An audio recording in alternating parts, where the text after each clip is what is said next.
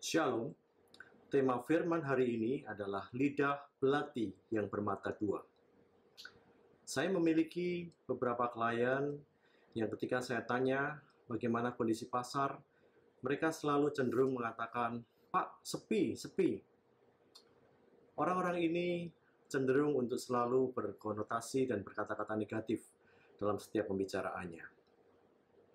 Atau juga saya kenal dengan beberapa orang yang mengatakan, "Ciloko, ciloko, hidupku celaka."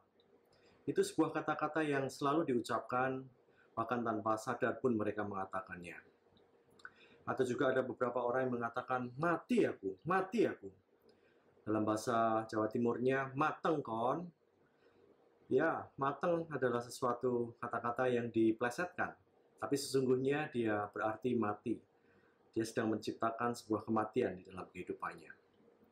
Matius 12:36, "Aku berkata kepadamu, setiap kata sia-sia yang diucapkan orang harus dipertanggungjawabkannya pada hari penghakiman." Saya selalu mengatakan pada anak-anak saya, jangan memiliki lidah yang lecek atau loose tongue. Seperti kalau mereka menyebut teman-temannya selalu dengan panggilan C, titik, titik, titik, khas Jawa Timur. Atau, mohon maaf, jangkrik. Sebetulnya ini adalah kata-kata plesetan yang artinya sesungguhnya adalah mengutuk atau perkataan yang jelek. Orang-orang Jakarta juga sering mengatakan kata sialan. Mungkin itu sudah sangat biasa. Orang bule mengatakan SHIT.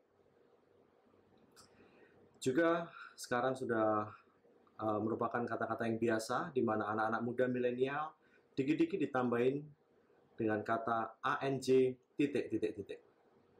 Seolah mereka demikian saja mengatakannya tanpa memiliki maksud. Tetapi sesungguhnya itu akan berakibat sesuatu. Karena Efesus 4:29a mengatakan, "Janganlah ada perkataan kotor keluar dari mulutmu, tetapi pakailah perkataan yang baik untuk membangun." Orang-orang Kristen, anak-anak Kristen yang sudah tahu firman, tahu ada satu kuasa di dalam perkataan, maka selayaknya mulai berhenti mengatakan kata-kata yang sia-sia. Bapak Ibu Saudara semuanya, Amsal 18:21 mengatakan, "Hidup dan mati dikuasai lidah. Siapa suka menggemakannya akan memakan buahnya." Dalam terjemahan The Message, ucapanmu bisa jadi racun yang mematikan atau buah yang menghidupkan. Pilihan ada di tanganmu.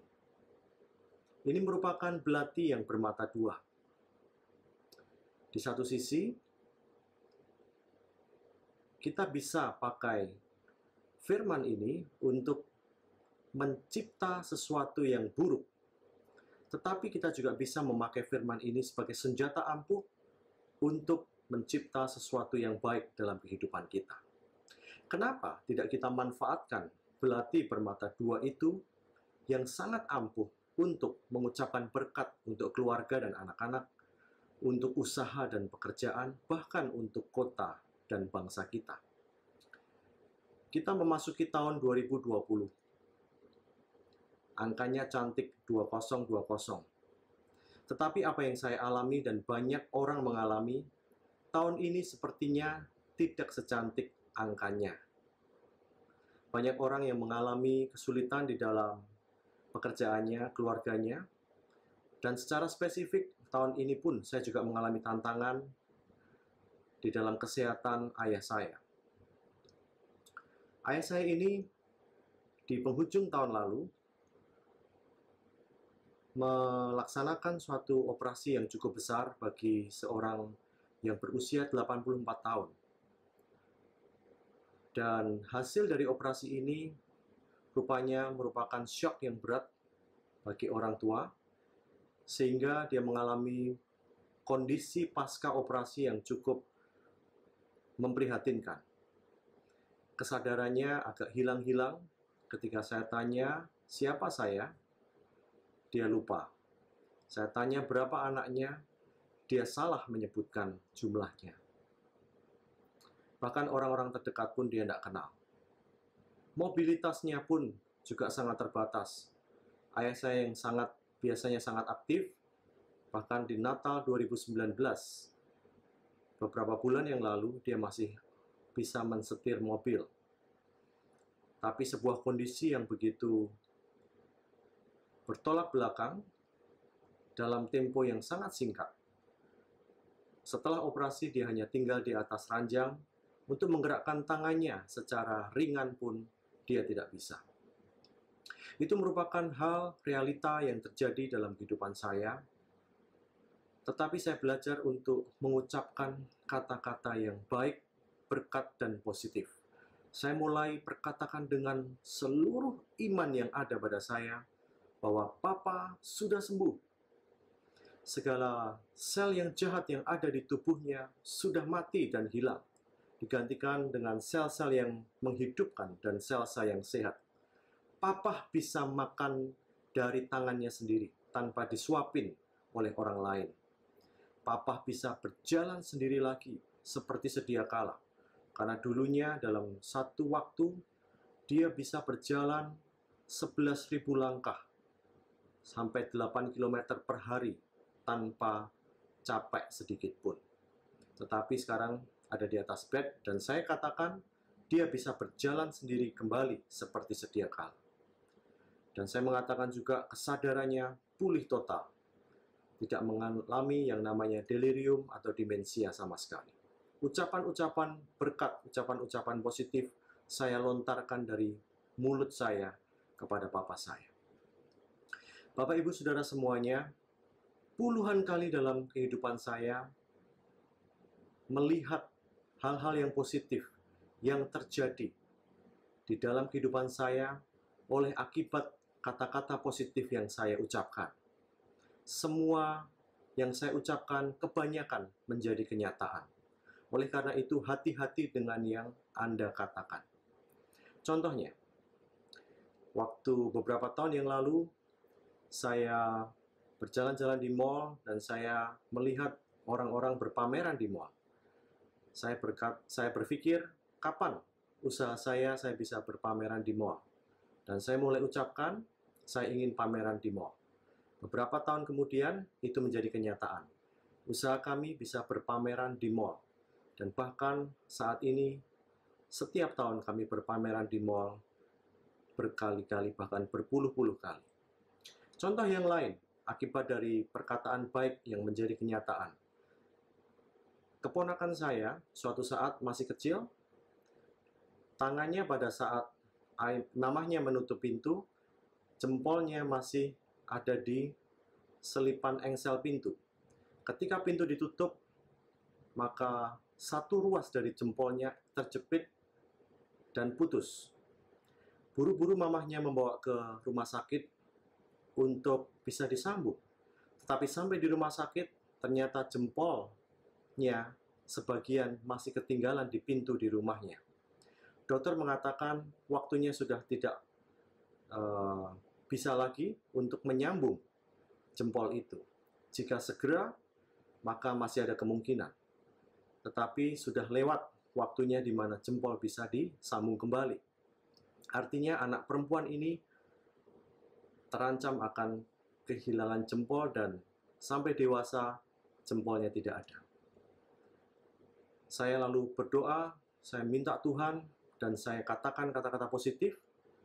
Saya percaya di surga ada gudang anggota tubuh.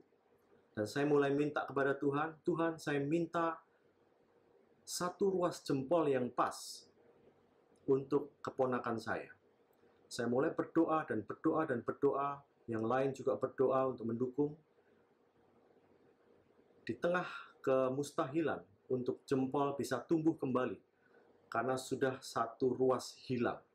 Kukunya hilang semuanya. Tapi apa yang terjadi Bapak Ibu? Saya saksikan di sini bahwa ternyata jempol itu bisa tumbuh kembali. Jempol bisa hidup kembali. Sel-selnya menyambung dengan sel-sel yang hidup, sehingga dia tumbuh seperti sedia kala selayaknya normal. Tetapi ada sisa atau tanda di mana jempol itu pernah putus. itu merupakan tanda dari Tuhan bahwa itulah bukti mujizatku. Juga suatu ketika kakak perempuan saya suka sakit anyang-anyangan atau kepingin atau kebelet pipis ke belakang berkali-kali, bahkan 25 kali hingga 30 kali sehari. Lalu saya mulai berdoa, Tuhan ambil, sembuhkan rasa anyang-anyangan ini, karena itu sangat mengganggu. Karena begitu ke belakang, ternyata tidak bisa keluar banyak. Dan saya mulai berdoa, kurang dari waktu 3 atau 4 hari, ternyata doa itu, perkataan yang positif itu dijawab oleh Tuhan. Kakak saya sembuh total dari rasa anyang-anyangannya hingga hari ini sudah berpuluh tahun.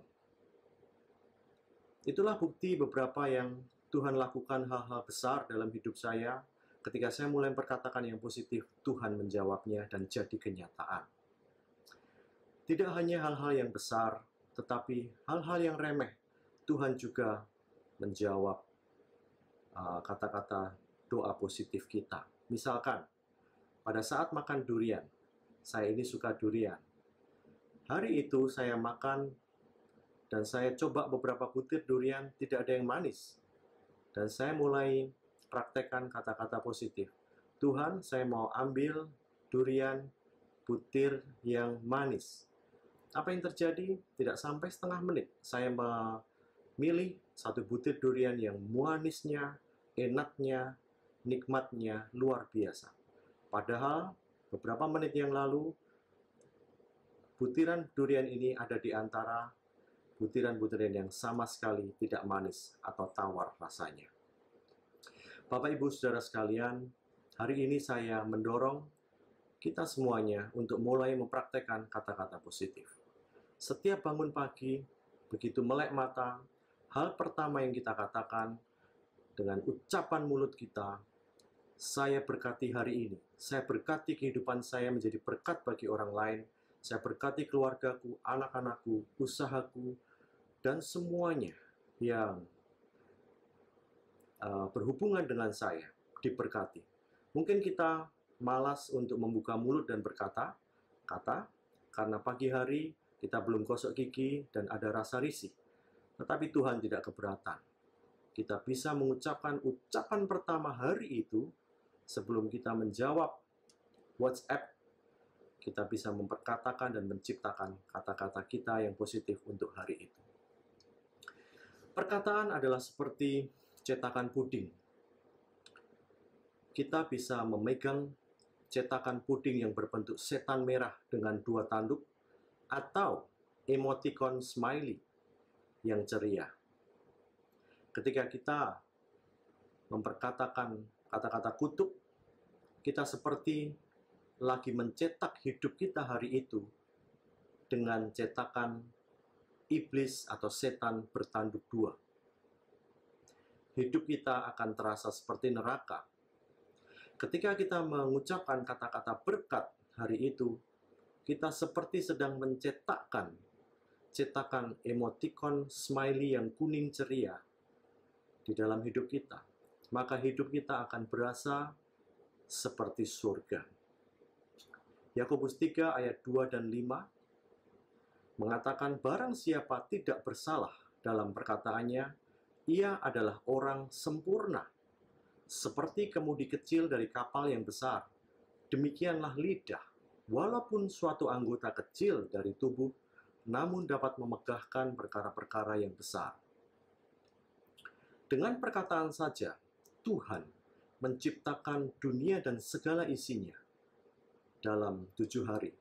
Dan terciptalah dunia jutaan tahun yang lalu hingga saat ini masih ada. Itu tercipta dari perkataan. Yesus dalam 3 tahun pelayanannya, dia juga banyak mempergunakan kata-kata saja untuk melakukan mujizat-mujizat. Menyembuhkan orang sakit, dia cukup berkata, pergilah, imanmu telah menyelamatkan dan menyembuhkanmu. Atau, bangunlah, angkatlah tilammu, dan berjalanlah. Hanya 2 atau 3 kali saja Yesus harus mengoleskan ludah, ada yang dicampur dengan tanah, ke telinga yang tuli, lidah yang bisu, atau mata yang buta. Yesus meneduhkan angin badai juga dengan kata-kata saja. Kita saat ini juga bisa menirunya. Ketika ada badai rumah tangga atau badai di dalam pekerjaan usaha kita, kita bisa mengatakan, teduhlah badai. Maka suasana rumah tangga kita akan menjadi teduh kembali. Yesus saat mengusir roh jahat, dia cukup berkata-kata saja, enyahlah. Dia tidak harus mengguncang-guncangkan tubuh orang yang dirasuk roh jahat, bahkan mungkin membalikkannya. Orang Jawa mengatakan menjanturnya, dengan harapan roh jahat itu rontok, lugur, atau gugur dari tubuhnya. Tidak, dia hanya memakai kata-kata saja. Selama 3 tahun, Yesus berjalan kian kemari, berbuat baik, dengan melakukan 3 hal saja, yang saya singkat PHD, atau PHD. Tentunya bukan Pizza Hut Delivery, tetapi Preaching, Healing, and Delivering, atau berkhotbah, menyembuhkan, dan membebaskan rasukan roh-roh jahat dari orang-orang. Itu semua hanya dari kata-kata saja. Bukan berarti saya mengajarkan NATO atau No Action Talk Only, hanya berkata-kata saja tanpa mengeksekusi atau tindakan. Dalam kasus papa saya, selain saya berdoa dengan sungguh-sungguh dengan iman, memperkatakan hal-hal kesembuhan, saya juga action, mencarikan obat-obat yang terbaik dan mengkonsumsikannya kepada papa, mencari suster yang telaten untuk mengajarinya jalan sendiri, untuk mengajarinya makan dengan tangannya sendiri tanpa disuapi oleh orang lain. Kami juga mengecek darahnya dan memantau kondisinya secara periodik. Di dalam bisnis kita pun juga selain mengatakan dan mendoakan kata-kata yang baik, kita juga melakukan aksi nyata.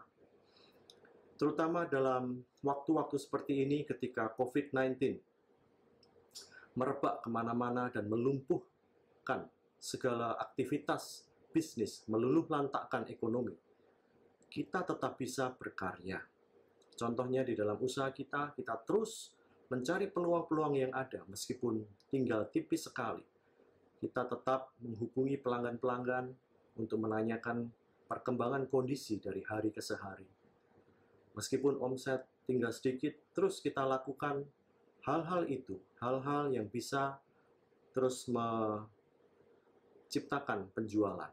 Bahkan kita terus melakukan promosi dan iklan. Orang berkata, ngapain promosi dan iklan? Kondisinya lagi buruk, duitnya tidak ada. Tapi saya terbalik. Justru dalam kondisi seperti ini, promosi dan iklan tetap dilakukan. Sehingga suatu saat nanti, ketika kondisi sudah membaik kembali, yang ada di benak customer adalah brand-brand kita yang tidak berhenti berpromosi pada saat kondisi krisis. Kita juga bisa contoh perusahaan-perusahaan besar yang merubah strateginya di masa krisis ini. Contohnya PT Sritex Solo. Dia yang dulunya membuat baju, tekstil, sekarang dia mulai membuat masker kesehatan. Juga kapal api yang dulunya berjualan atau memproduksi kopi saja, sekarang mulai memproduksi cairan disinfektan. Atau Matahari, bahkan Wings, dan Informa, toko alat-alat perkakas yang dulunya menjual secara fisik di gerai-gerai mereka, sekarang mereka mengaktifkan penjualan dan pengiriman via online. Tahun ini dicanangkan oleh gereja kita sebagai tahun advance atau kemajuan. Mungkin sebagian jemaat berkata dalam hatinya, apanya yang advance, apanya yang maju. Itu mungkin yang ada di benak kita semuanya. Semuanya serba sulit, semuanya serba krisis. Bahkan toko-toko, pabrik pun ditutup. Bagaimana kita bisa mengatakan ini tahun advance? Bahkan Indonesia sendiri sebagai negara yang besar, Menteri Keuangannya mencanangkan prediksi pertumbuhan ekonomi di awal tahun 5%. Tetapi sekarang apa yang terjadi?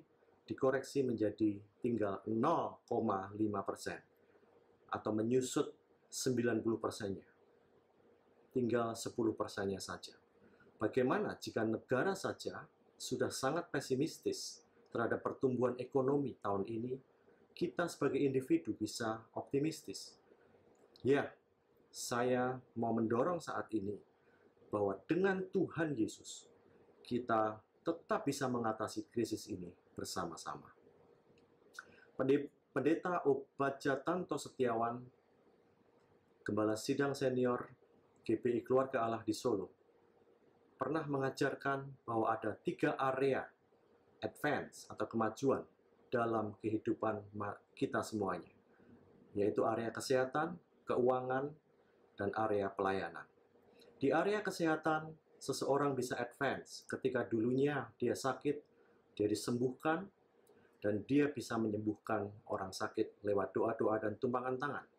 Di area keuangan, mungkin seseorang dulu berhutang, lalu membayar dan dibebaskan dari hutangnya, kemudian dia menjadi berkat di dalam keuangan untuk orang lain.